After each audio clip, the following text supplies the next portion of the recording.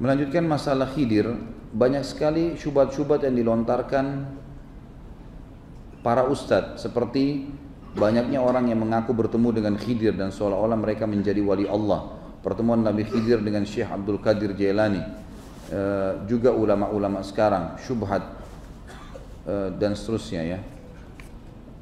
Mungkin ditanyakan apakah ini benar atau tidak ya.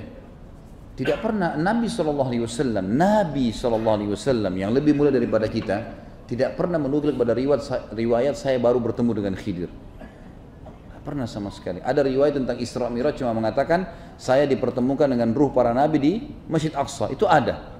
Tapi tidak disebutkan satu persatu nabi-nabinya. Kecuali di langit. Itu lain lagi kasusnya pada saat Mi'raj ke langit. Tapi di dunia tidak pernah. Kalau Nabi SAW tidak pernah mengatakan bertemu dengan Khidir, sahabat-sahabat Nabi yang menjadi teman-teman Nabi nggak pernah mengaku, bagaimana orang ini bisa mengatakan ketemu dengan Khidir? Gitu kan? Ini semua was-was syaitan ini, gitu kan? Ini nggak benar sama sekali. Menganggap Khidir akan datang kepadanya, memberikan salam kepadanya lah. Ini semua teman-teman sekalian, kalau dia, saya sangat yakin mengikuti wahyu yang benar tidak akan terjadi. Tidak akan terjadi. Syekh Abdul Qadir Jailani adalah orang yang mulia ini. Ini adalah salah seorang dari mazhab Hanafiyah yang terkenal dengan ilmunya, tapi banyak orang salah gunakan namanya orang ini, ya, rahimahullah. Ini orang yang luar biasa sebenarnya dalam ilmu fikih, dalam ketaatan, tapi disalahgunakan. Akhirnya orang melukis-lukis, dianggap fotonya segala macam, kemudian dikatakanlah malam Jumat ruhnya bisa datang. Teman-teman sekalian, ruh tidak akan pernah kembali ke dunia, titik.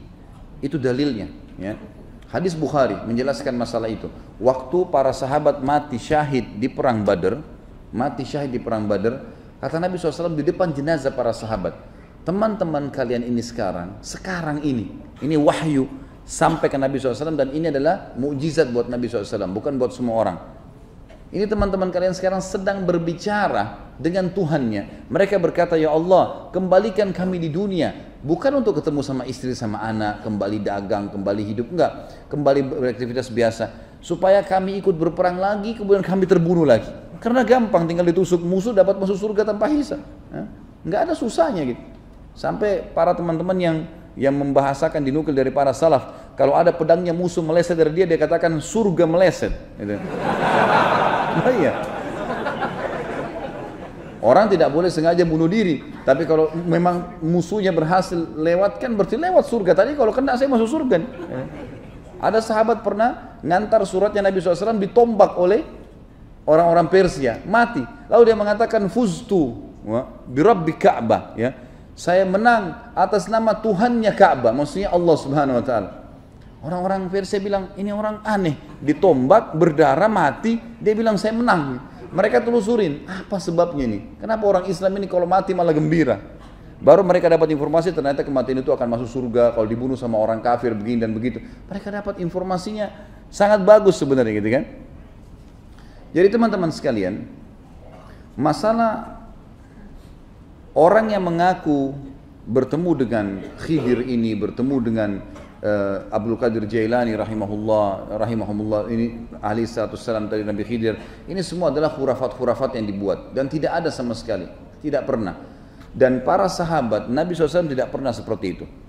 Akhirnya Nabi SAW tadi mengatakan dalam riwayat, setelah itu Allah berfirman kepada mereka di Badar, sudah menjadi sunnahku, hukum peraturanku, tidak mungkin orang yang mati kembali lagi.